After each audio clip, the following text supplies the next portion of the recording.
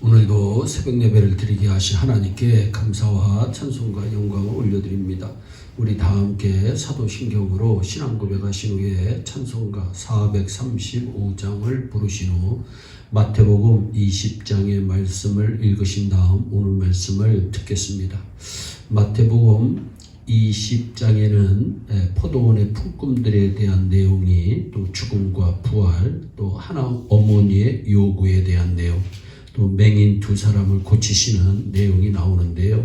저는 1절로부터 16절에 나와 있는 포도원의 품꾼들에 대한 내용을 통해서 교훈받기를 원합니다. 성경을 읽다 보면 종종 이해가 안 되는 내용들이 나옵니다. 혹시 이해가 안 되는 내용이 나오면 하나님과 인간의 생각의 차이라고 보면 됩니다. 성경은 무오합니다. 이사야서 55장 9절에 이는 하늘이 땅보다 높은 같이 내 길은 너희의 길보다 높으며 내 생각은 너희의 생각보다 높다. 주님 분명히 말씀합니다.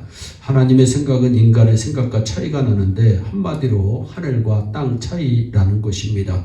성경은 무오한 하나님의 말씀입니다. 포도원의 품꾼에 관한 비유를 보면 상식적으로 인간적으로 납득이 가지 않습니다. 포도원의 주인이 품꾼을 구하러 나갑니다. 여기서 포도원은 천국오군 교회를 의미합니다.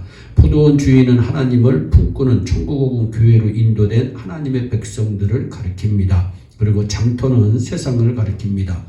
1절 말씀해 보세요. 포도원 주인이 이른 아침 품꾼을 구하러 나갑니다. 이른 아침 나갑니다. 오전 6시경일 겁니다. 2절에 보면 주인이 사람들을 품꾼으로 데려가면서 1데나리온씩 주겠다고 약속합니다. 그런데 한참 후 제3시, 즉 오전 9시에 주인이 나가서 또 품꾼들을 데려옵니다. 이때는 품삯을 정하지 않고 좀 상당하게 주겠다 약속합니다. 알아서 주겠다는 거지요. 상식적으로 생각하면 아마 1데나리온에서 깎고 주겠다는 말로 사람들은 들을 수 있는 말입니다. 또 시간이 흘렀습니다.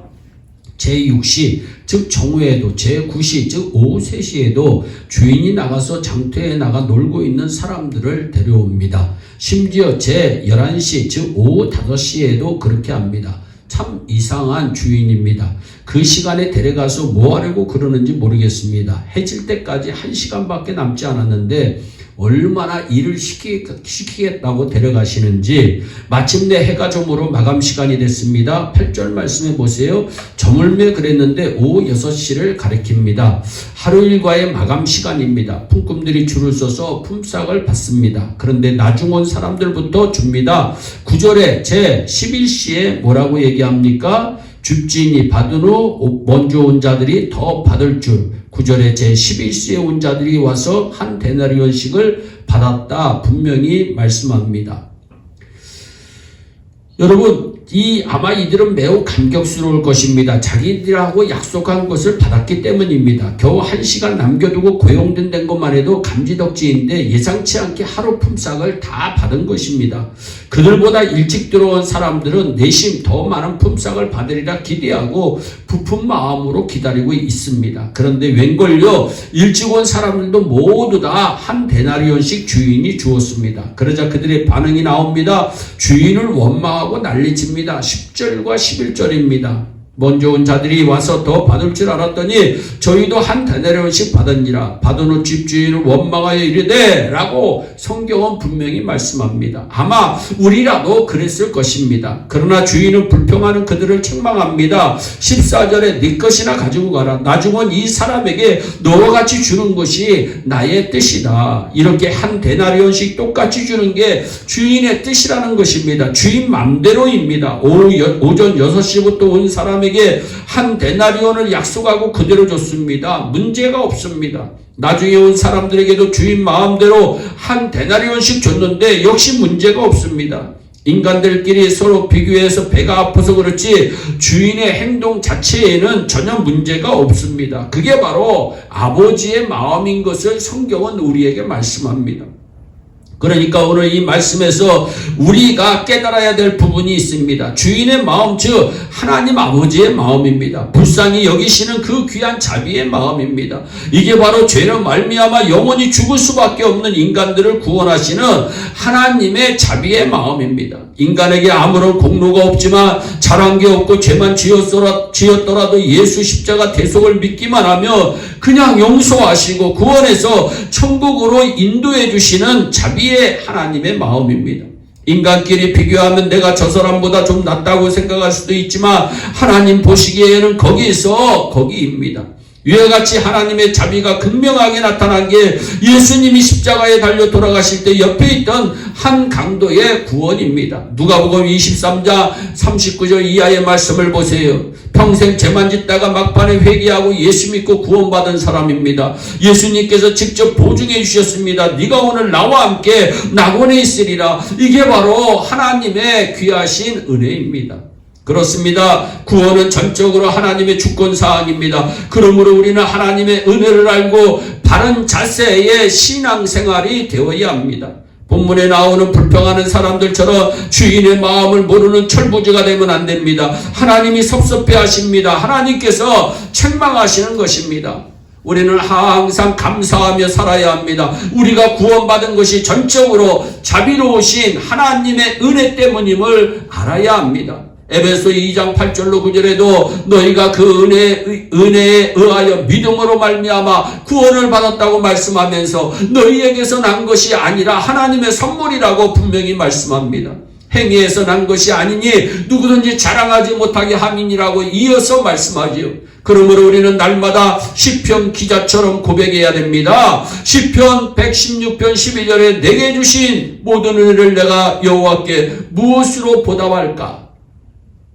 여러분, 우리는 영락교회 고 한경중 목사님을 잘 아십니다. 그는 한국교회에서 대표적으로 훌륭하신 분입니다. 왜 그분이 그렇게 훌륭하신 분인가요? 큰 교회를 이루어서 그런가요? 많은 업적을 남겨서 그런가요? 아닙니다. 그의 겸손과 하나님의 은혜를 아는 마음이 훌륭한 겁니다.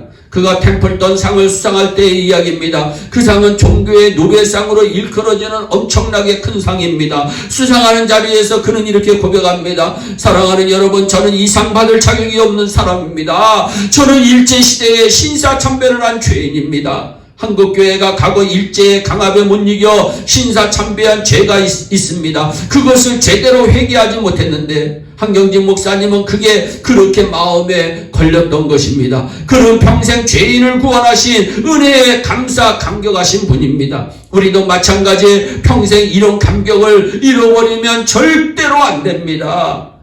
16절에 예수님께서 비유를 끝내시면서 덧붙여서 하신 말씀이 있습니다. 이와 같이 나중된 자로서 먼저 되고 먼저 된 자로서 나중되리라. 먼저 믿는 자의 장점이 있습니다. 나중 믿는 자의 장점이 있습니다. 먼저이든 나중이든 구원받는 것은 동일하지만 축복과 상급은 차이가 날 수가 있습니다. 구원의 평등성, 축복과 상급의 차등성입니다. 그리고 이런 공식을 여러분 꼭 기억하세요. 믿음으로 구원받는다. 순종으로 축복받는다. 충성으로 상급받는다. 여러분, 세월이 신속하게 지나가고 있습니다. 남은 날을 계수하면 더욱 열심을 내시기 바랍니다. 여러분, 새해가 시작된 게 엊그제 같은데 벌써 중반부로 달려가고 있습니다. 세월이 갈수록 더욱 감사하고 말씀대로 순종해서 풍성한 축복을 누리고 맡겨주신 일에 충성함으로 천국에 예비된 상을 받는 승리자들이 되시기를 주 예수 그리스도의 이름으로 축원합니다.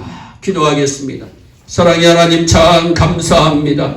아버지 하나님께서 우리를 구원하여 주신 그 구원의 감격을 가지고 우리가 날마다 살아갈 수 있도록 2022년도를 살아갈 수 있도록 주여 은총을 베풀어 주시옵소서. 하나님의 은혜에 날마다 감사하게 하여 주옵소서. 가정을 위해서 감사하게 하여 주옵소서. 개인의 건강을 위해서 감사하게 하여 주옵소서. 그 일을 위하여 감사하게 하여 주옵소서. 원망과 불평은 다 물러가고 사라지게 하여 주시고 아버지 구원받은 감격으로 날마다 승리하며 살다가 하나님의 말씀에 순종하며 살다가 충성하며 살다가 하나님 앞에 상급받고 면류관 받는 예일의 온 성도들이 될 수 있도록 은총을 베풀어 주시옵소서. 감사하고 예수님의 이름으로 기도하옵나이다. 아멘.